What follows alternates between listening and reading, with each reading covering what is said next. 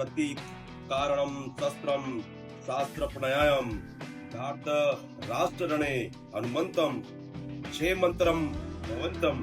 अगर ये हाथों में शस्त्र अस्त्र लिए हुए धृतराष्ट्र के पश्चात लोग युद्ध भूमि में सामना न करने वाले तथा शस्त्र रहित मुझे मार भी दे तो वह मेरे लिए बड़ा ही हितकारक होगा। व्याख्या। यदि माम क्षेम तरम भवन्ते, अर्जुन कहते हैं कि अगर मैं युद्ध में स्वार्थ निवृत्त हो जाऊंगा तो शायद ये दुर्योधन आदि भी युद्ध से निवृत्त हो जाएंगे, कारण हम भी कुछ भी चाहेंगे नहीं लड़ेंगे तो फिर ये लोग युद्ध करेंगे ही क्यों। परंतु कदाचित जोश में भरे हुए तथा हाथों में शस्त्र धारण किए हुए धृतराष्ट्र के पक्षपाती लोग सदा के लिए हमारे रास्ते का कांटा निकल जाएगा, वैरी समाप्त हो जाएगा। ऐसे विचार करके सामना न करना तथा शस्त्र रहित मेरे को मार भी दे तो उनका वहां मारने के लिए हितकारक भी होगा, कारण मैंने युद्ध में गुरुजनों को मारकर बड़ा भारी पाप करके जो निश्चय किया था उस निश्चय रूप से पाप का प्रायश्चित हो जाएगा, पाप में शुद्ध हो जाऊंगा। तात्पर्य कि युद्ध नहीं करूंगा तो मैं भी पाप से बचूंगा और मेरे कुल का नाश नहीं होगा। जो मनुष्य अपने लिए किसी भी विषय का वर्णन करता है उस विषय का उस पे स्वयं पर असर पड़ता है। अर्जुन ने जब भी शोकविष्ट होकर 28वें श्लोक में बोलना आरंभ किया तब वे उतने शोकविष्ट नहीं थे जितने अब वो शोकविष्ट हैं। पहले अर्जुन ने युद्ध में उपरक्त नहीं हुए पर उसको शोकविष्ट होकर बोलते बोलते अंत में वे युद्ध में उपरक्त हो जाते हैं, बाण सहित धनुष्का का त्याग कर बैठ जाते हैं।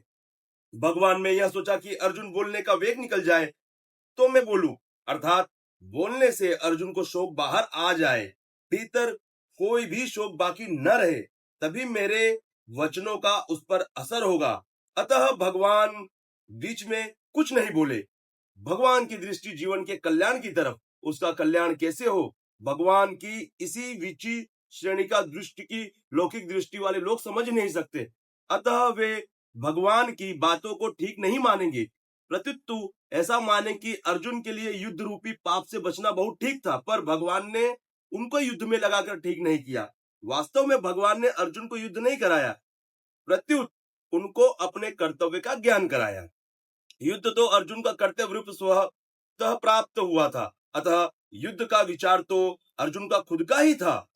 वे स्वयं ही युद्ध में प्रवृत्त हुए थे, तभी भगवान ने निमंत्रण देकर लाए थे, परंतु विचारों को अपनी बुद्धि से अनिष्टकारक समझकर वे युद्ध से विमुख हो रहे थे, अर्थात अपने कर्तव्य पालन से हट रहे थे।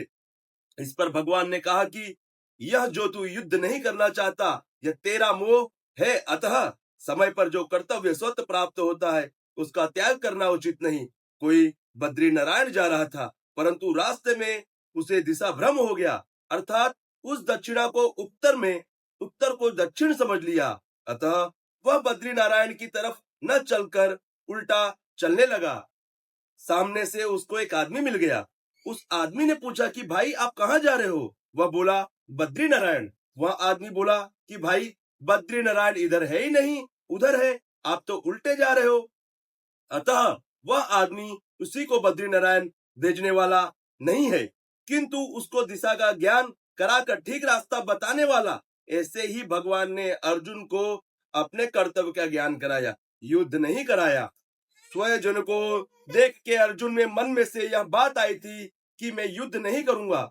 न युतोस्य पर भगवान का उपदेश सुनने पर अर्जुन ने ऐसा नहीं कहा कि मैं युद्ध नहीं करूंगा, किंतु ऐसा कहा कि आपकी आज्ञा का पालन करूंगा। गरिष्ठ चे वचनतम, अर्थात अपने कर्तव्य का पालन करूंगा।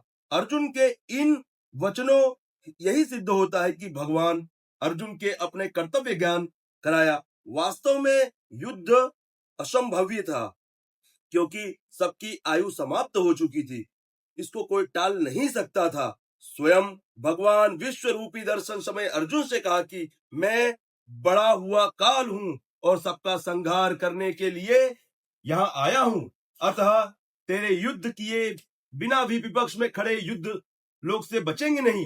11वें अध्याय के 32वें श्लोक में यह इसलिए नरसंहार असंभव्य होनहार ही था। यह नरसंहार अर्जुन युद्ध न करते तो भी होता। अगर युद्ध नहीं करते तो जिनकी माफी आज्ञा से द्रौपदी के साथ सहित पांचों भाइयों का विवाह करना स्वीकार कर लिया था, वे युधिष्ठिर तो मां की युद्ध करने की आज्ञा से युद्ध अवश्य करते। भीमसेन भी युद्ध कभी पीछे नहीं हटते, क्योंकि उन्होंने कौरवों को मारने की प्रतिज्ञा कर रखी थी। द्रौपदी ने तो यहां तक कह दिया था कि अगर मेरे पति पांडव कौरव युद्ध नहीं करेंगे तो मेरे पिता द्रुपद, भाई धृष्टराज, धृष्टद्युम्न और मेरे पांचों पुत्र तथा अभिमन्यु कौरव से युद्ध करेंगे।